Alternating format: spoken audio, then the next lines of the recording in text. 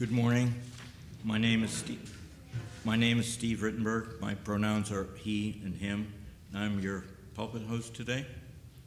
On behalf of the congregation, welcome to the Unitarian Universalist Church of Huntsville. We acknowledge that we are on the traditional territory of Native tribes. Whether you have joined us online or are here in our sanctuary, we are glad to have you here with us in this sacred time we choose to be together. Our congregation is served by our minister, the Reverend Jamie Simon, who is not here today, but is available for pastoral care or to answer questions about Unitarian Universalism. She may be reached at minister@uuch.org. Today we have a guest speaker. Nicole Jacobson is ministerial candidate. If you are a newcomer, please sign our guest book in the foyer to receive our weekly email newsletter. Please take a moment to silence your electronic devices, but don't silence yourself or the people around you. The joyful and not so joyful noises, children and adults, are always welcome here. If you have a joy or sorrow or important milestone that you would like shared during our circle of candles and included in the pastoral prayer, please write them on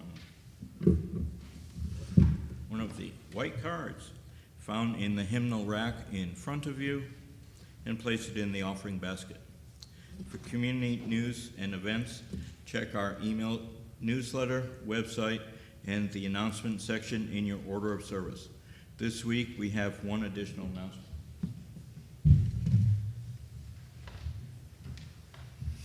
Well, good morning. My name is Brad Korb. Pronouns are he and him, and I am the chair of your Social Justice Committee.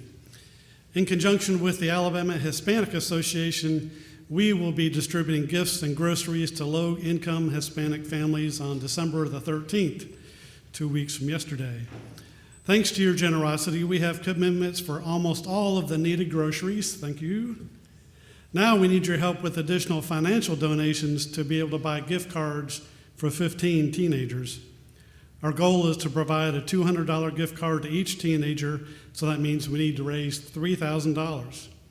With only 2 weeks to go, we still need more than 1,000. You can donate to the Alabama Hispanic Association via the QR code in your order of service, or put checks in the offering basket with AHA in the memo line. If you have any questions about this, please see me after the service.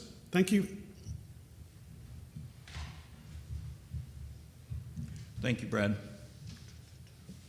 After our service, everyone is welcome to join us in the fellowship hall for coffee and snacks.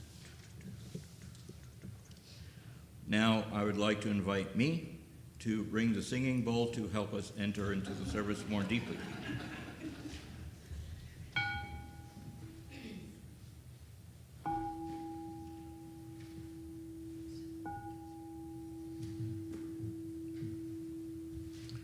Finally, having gathered in a shared quest for truth, meaning, and purpose, let us light our chalice with these words. Thank you, Tim. We gather this hour as people of faith with joys and sorrows, gifts and needs. We light this beacon of hope, sign of our quest for truth and meaning in celebration of the life we live together.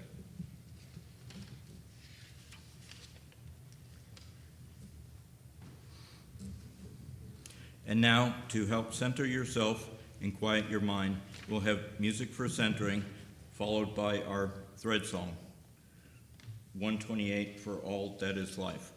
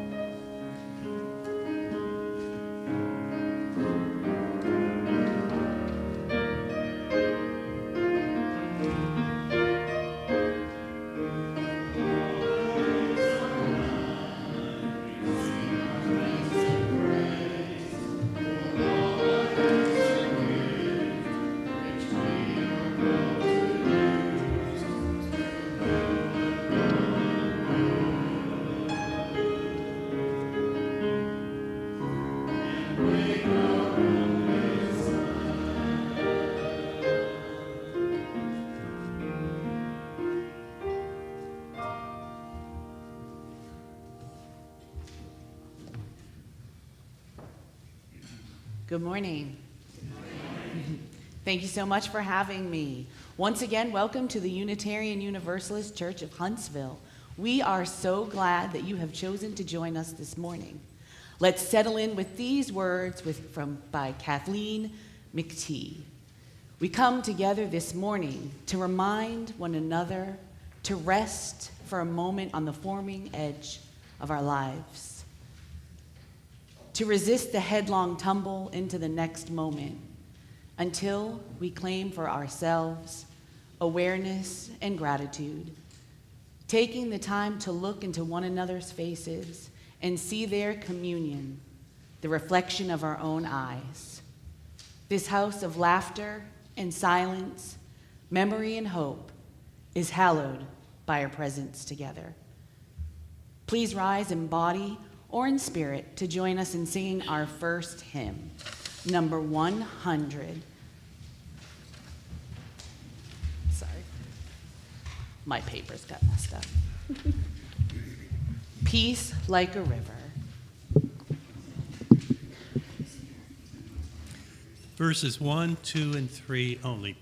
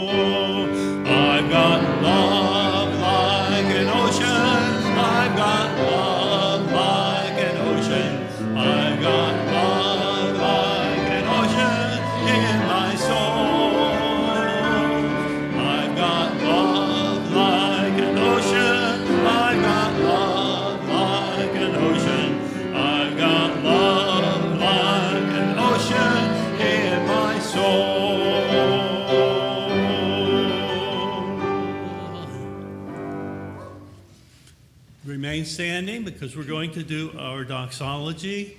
It's on the blue laminated card on the pew in front of you. And we will do it in both English and Spanish, after which we read our words of aspiration, during which we turn toward the center so that we can catch eyes with other people across the way. So.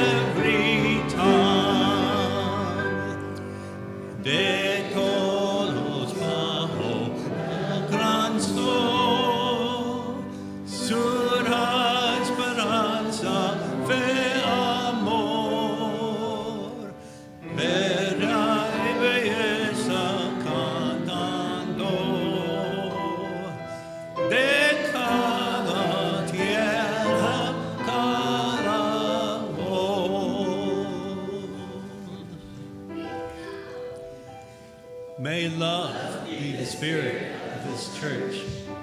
May the quest for truth be its sacrament, and service be its prayer. To dwell together in peace, to seek knowledge and freedom, to help one another in fellowship. This is our aspiration.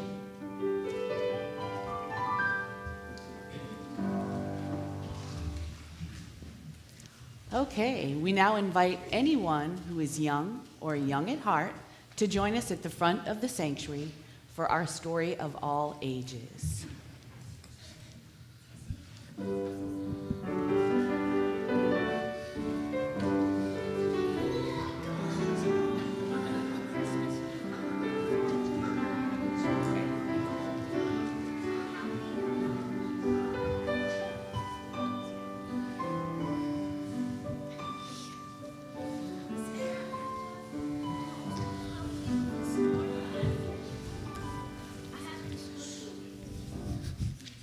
Good morning.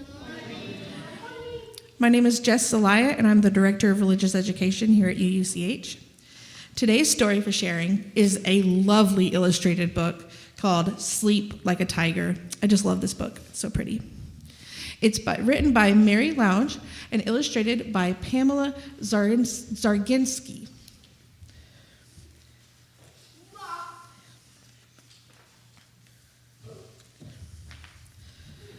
Once, there was a little girl who didn't want to go to sleep, even though the sun had gone away. She told her mother, "I'm not tired." She told her father, "I'm just not sleepy." They nodded their heads and said she didn't have to go to sleep, but she had to put her pajamas on. She picked out her favorite pajamas that matched the night sky. "I'm still wide awake," she announced. Her parents said that was fine, but she should wash her face and brush her teeth. She did, and it felt good to be nice and clean. Then, because she loved climbing into her bed, she did. She stretched her toes down under the crisp sheets, lying still as an otter floating in a stream. "Does everything in the world go to sleep?" she asked. "Yes," her parents told her. "Our dog is asleep right now, curled up in a ball on the couch, right where he's not supposed to be. And the cat is fast asleep, stretched out in front of the fireplace, the warmest spot in the house." "What about bats?" she asked. "They don't sleep." "Not at night," her parents agreed. "But during the day, they fold their wings, tuck their heads, and sleep hanging upside down in the safest place in the barn." "Do whales sleep?" she asked. "Yes. They swim slowly around and around in a large circle in the ocean and sleep." "Tiny snails?" she asked. "They curl up like a cinnamon roll inside their shell." Right there. "Even grizzly bears?" she asked. "Grizzly bears are mighty sleepers. They make a cozy den under the snow and sleep through the winter." "All winter? That's too long," she said. "Most animals just sleep through the night," her parents said, tucking her in. "I know an animal that sleeps a lot," the little girl told them. "What animal is that?" her parents asked. "The tiger in the jungle. When he's not hunting, he finds some shade, he closes his eyes and sleeps. That way, he stays strong." Her parents nodded. Sleep is good for that. Then they kissed her and turned out the light and stood in the doorway. "I'm still not sleepy," she told them. "We know," they agreed. "You can stay awake all night long." And they left her door open a crack. The little girl's bed was warm and cozy, a cocoon of sheets, a nest of blankets. Unlike the dog on the couch, she was right where she was supposed to be. She wiggled down under the covers until she found the warmest spot, like the cat in front of the fire. She folded her arms like the wings of a bat. She circled around like the whale. Then she snuggled deep as a bear, the deep sleeping bear. Like the strong tiger, she fell fast asleep. Are you ever not tired at night? Yeah, Saoirse. Before I got asleep before often, I was not tired. You were not tired when it was time for bed? Yeah, Alexis. Because I'm not tired, so I follow a trick to make my sleep to get sleepy. What do you do to help you get sleepy? I get my phone and watch sleep meditations. You watch sleep meditations on your phone. No, I hear it. Oh, you listen to it. Oh, okay. That's a good one. That's what Jerome does. Lindsay does that too. You read? Yeah, I fall asleep reading a lot. Thank you for sharing with me. When I sleep, when it's bedtime, I just get to bed and sleep. Yeah, when it's nighttime, you just go to sleep. Yep, that's really good. Let us now sing our children out.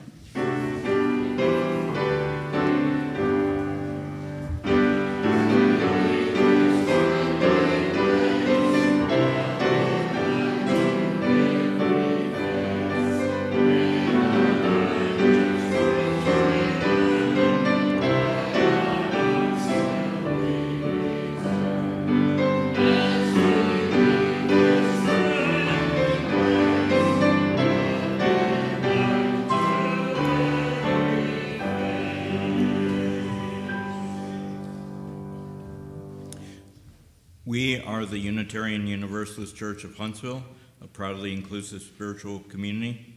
Together, we build a broader search for meaning, a bolder form of compassion, and a braver voice for justice. At this time, we invite you to support our mission with a monetary contribution.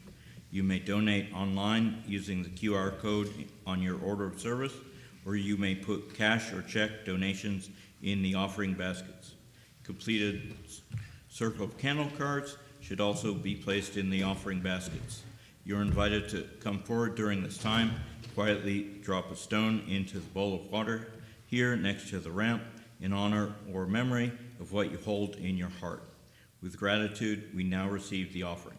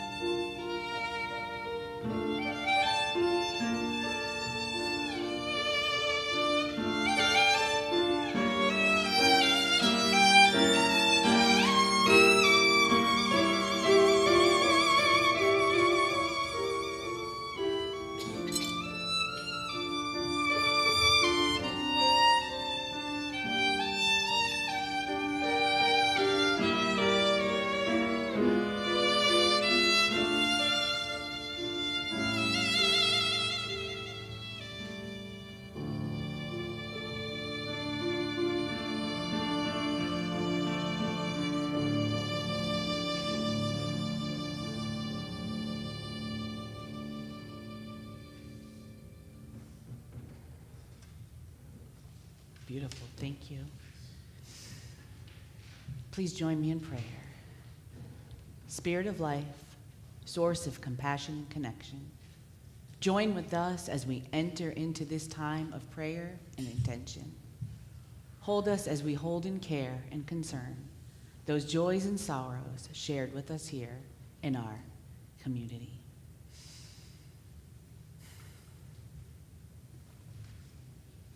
From the UUC Board of Directors, since the spring of this year, on the last Sunday of the month, it has been our practice to light a candle of joy to honor a fellow Unitarian Universalist church in our southern region. On this last Sunday of November, we joyfully light a candle for our friends at the Manatee UU Fellowship of Bradenton, Florida. We send them our positive thoughts and good wishes and are grateful for their presence in our wider UU community of faith, hope, friendship, and love. And from Kathy Fisher Mansfield, she shares a joy. Happy birthday to Doak on November 25th, and gratitude to her son and his family for working so hard to get the house and garage ready to move in. And it won't be long now, she says. Let us be moved to compassion for all that has been shared into this beloved community, and for all that will remain silent, unspoken in our hearts. And let us say, blessed be and amen. And now will you join me in singing our responsive music, number 1009, in our teal hymnal, Meditation on Breathing.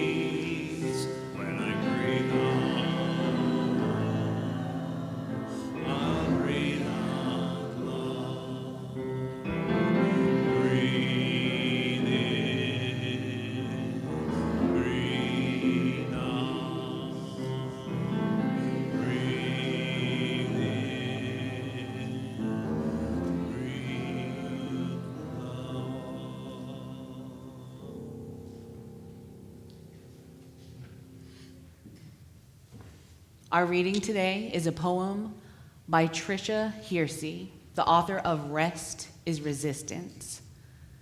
Rest is real life conversations. I don't know any other way to go. Rest is a roadmap, the guiding force, a truth teller. Rest is meeting with self with a typed agenda. Rest is on your knees, whispering words silently. Rest is lunchtime dreaming. Rest is a dream made real, a portal, an honest place, a trusting place, a sacred refuge. Rest works, rest dreams. Rest is a gift. Rest is holding us close. Rest is home.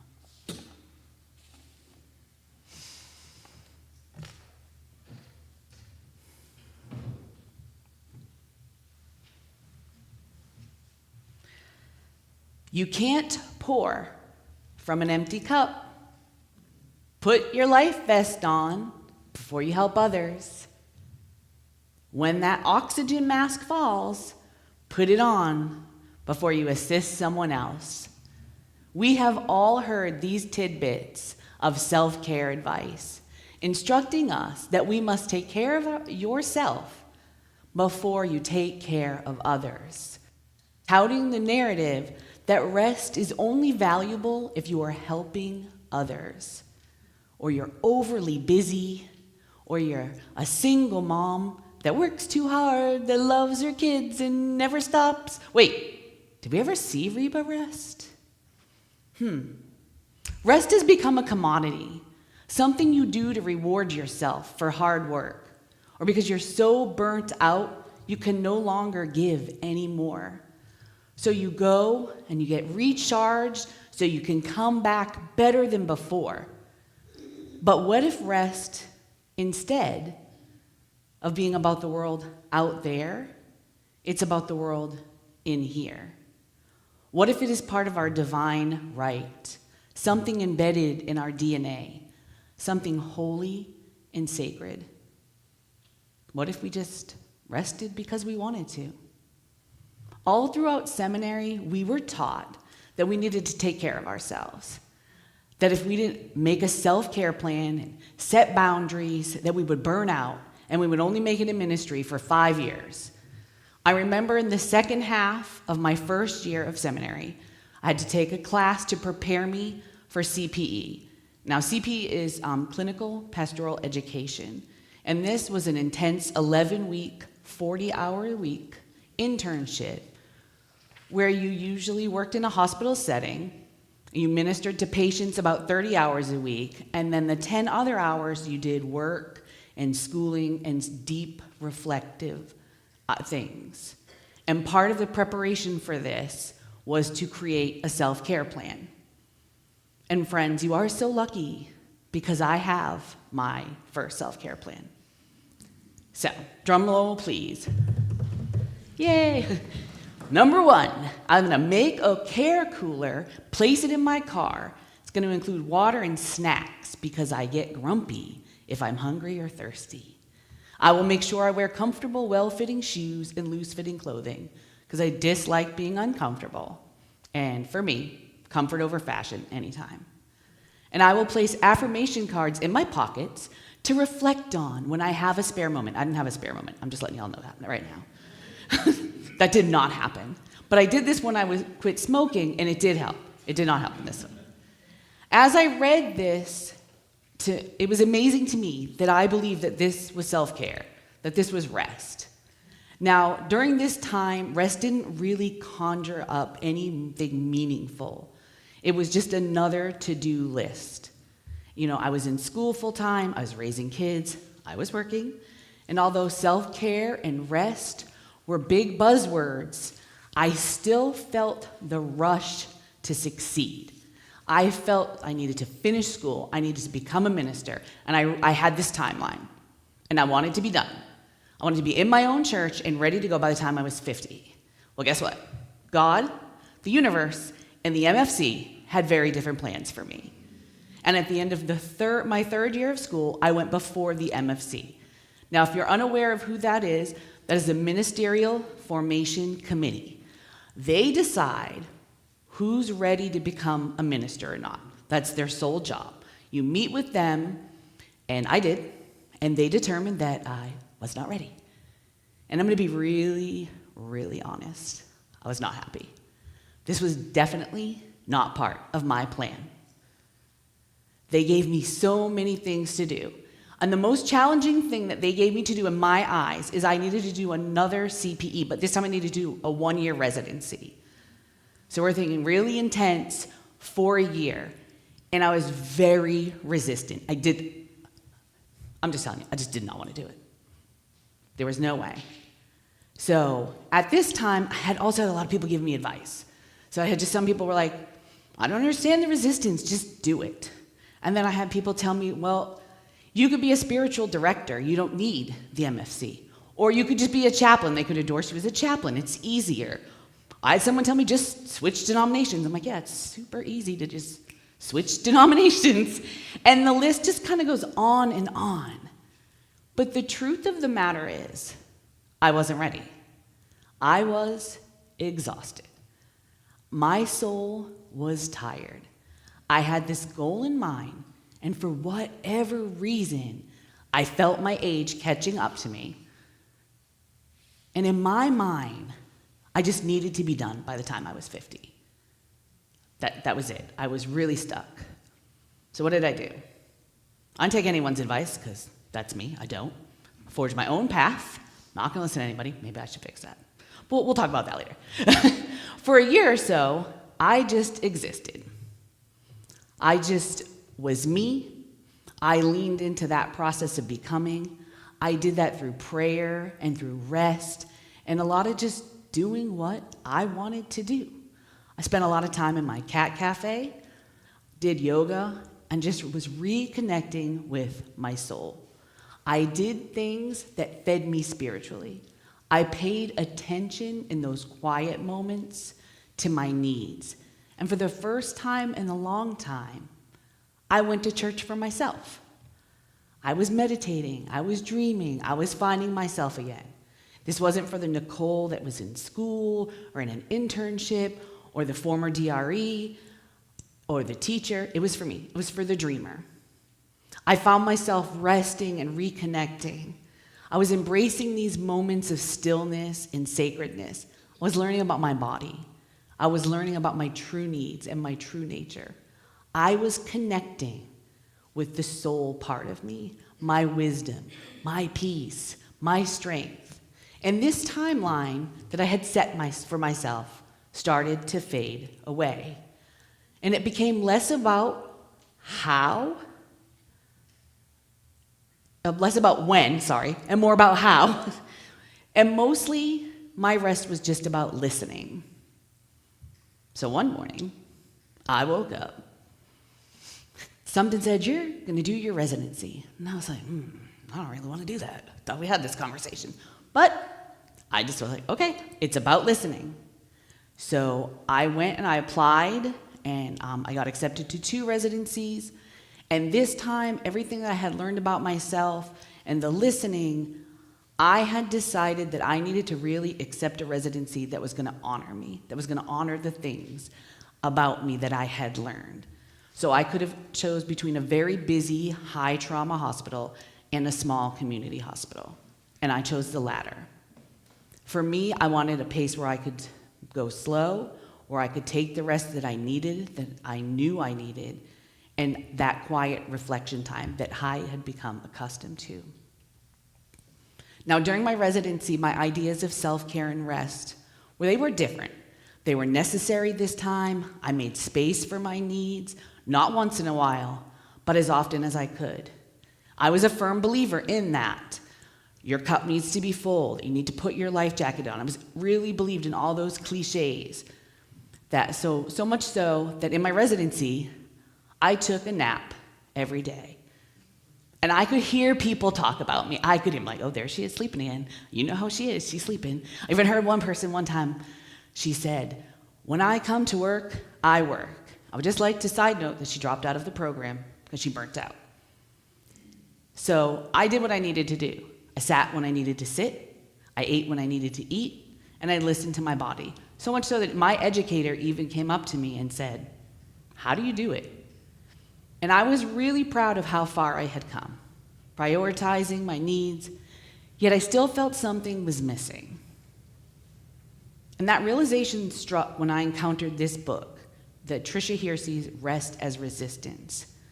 It challenged me not to see rest as fuel for productivity, but as our divine right.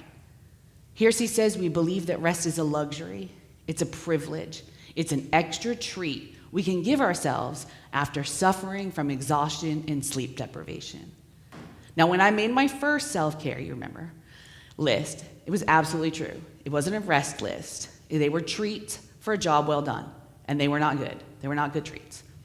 As I continued on my journey, and became known as the napper at my residency, my treats got better. They helped sustain me so I could do more work. But I didn't see them as necessary for my soul, or even as my inherent right as a divine being.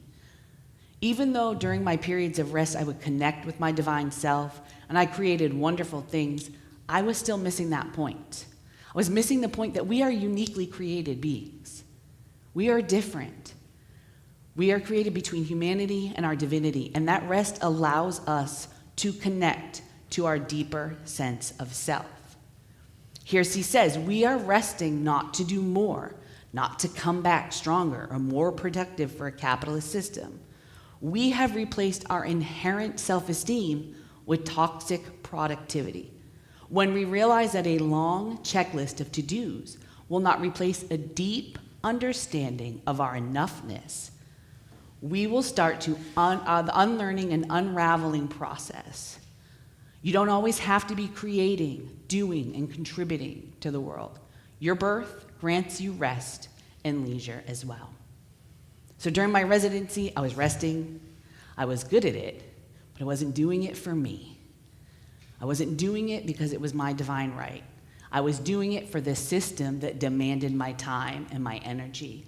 I was resting so I could come back recharged, like a phone battery left overnight to prepare for another day.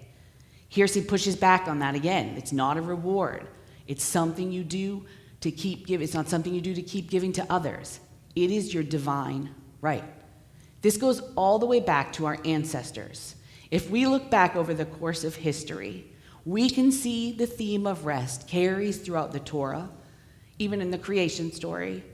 God creates everything, and in the end, he rests. Looks at everything, and he rests. And then if you move on to the commandments to hold the Sabbath, that is creating a time of deep rest combined with sacred connection. And then Jesus tells us to rest in him, to lay down our burdens. And then Buddhism highlights the importance of sitting in meditation as a form of rest. It suggests that a society prioritizing productivity, the act of simply sitting and enjoying one's breath, can be revolutionary. Across traditions, rest has always been sacred. From the Sabbath to meditation. But modern capitalism has distorted this truth, reducing rest to a tool for productivity rather than honoring it as our divine inheritance.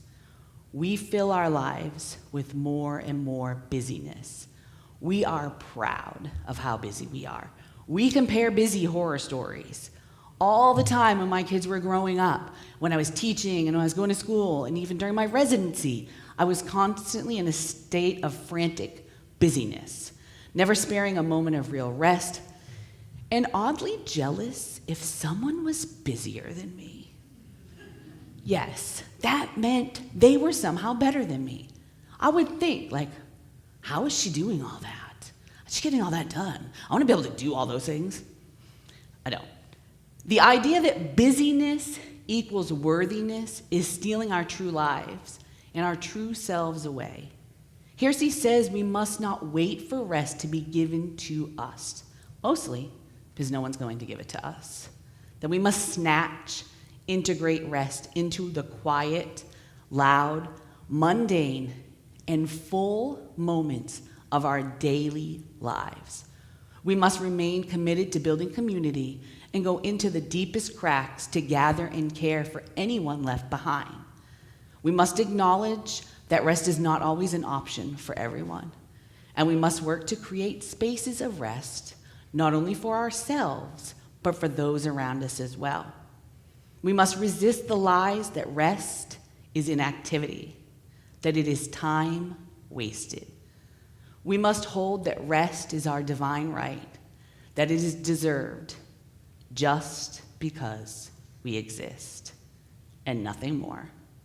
Rest need not be earned.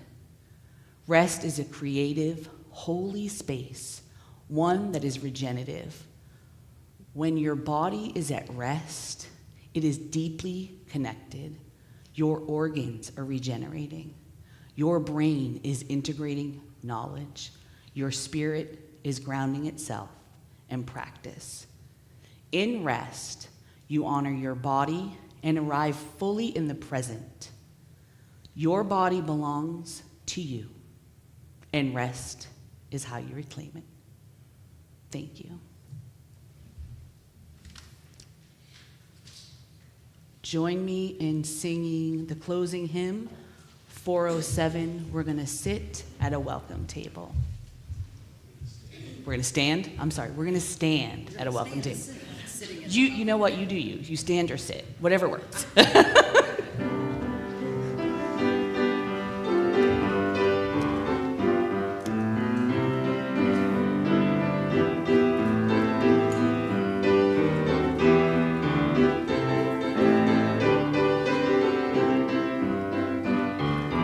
We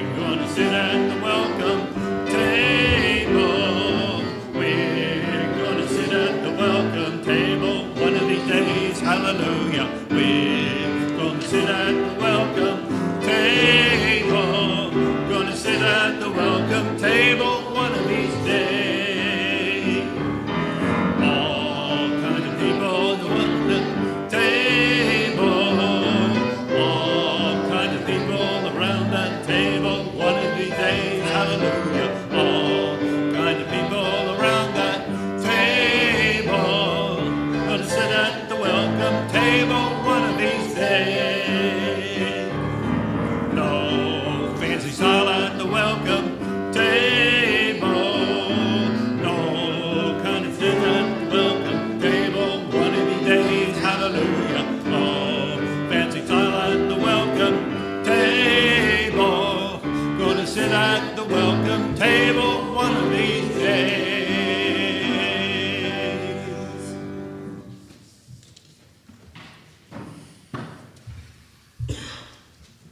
Thank you. Let us now take a moment to extinguish our chalice with these words of prayer. We extinguish this flame, but not the light of truth, the warmth of community, or the fire of commitment. These we carry in our hearts until we are together again.